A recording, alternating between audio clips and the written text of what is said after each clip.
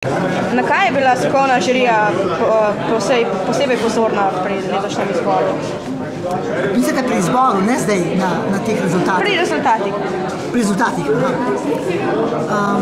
ko bi rekla, zelo smo gledali, če ima pesnično sporočilnost, idejo, kako je to speljano. Lahko je začetek zelo dober, pa potem ne gre. Tudi recimo, mi smo videli že prej skladbe, ki potem v izvedbi so dobile čist njeno drugo konotacijo. Zdaj, mislim, veliko smo se tudi pogovarjali, razkrajevali mnenja.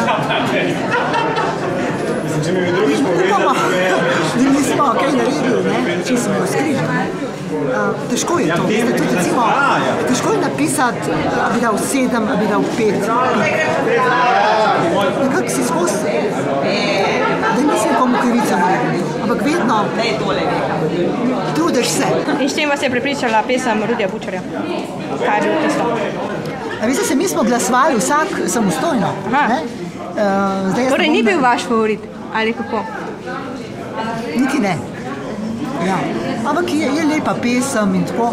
Zdaj, jaz nadej se pri publiki bolj slabo odrezam, ampak jaz na to glasovanje ne dam nič. Ker to odvisi od tega, kako si ti to organiziraš. Zakaj recimo današnje zmagovalke slovenskih popevk ne dosegajo takšnega odmeva, kot so nekoč? Se je odmev še lepo, zdaj. Jaz bolj sem razmišljala o tem, da naprimer, ko sem jaz še delala, v teh tako zlatih časih slovenske popevke, takrat je bilo popevki ogromno posvečenega besed.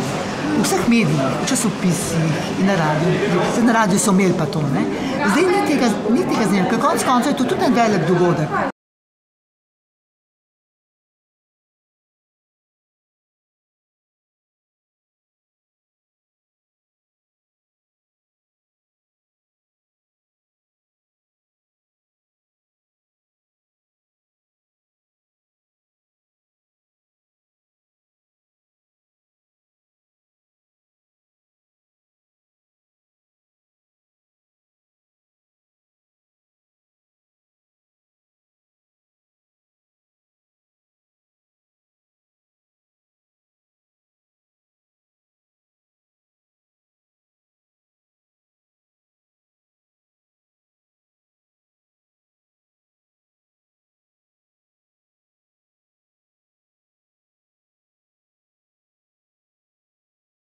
Ne vem, če tam je eno moštvo, zdaj bom jaz zamerila se športnikom, jaz šport zelo spoštujem, ampak to je tudi šport, tukaj se tudi bojuješ in tudi boriš, samo so pač na drug način.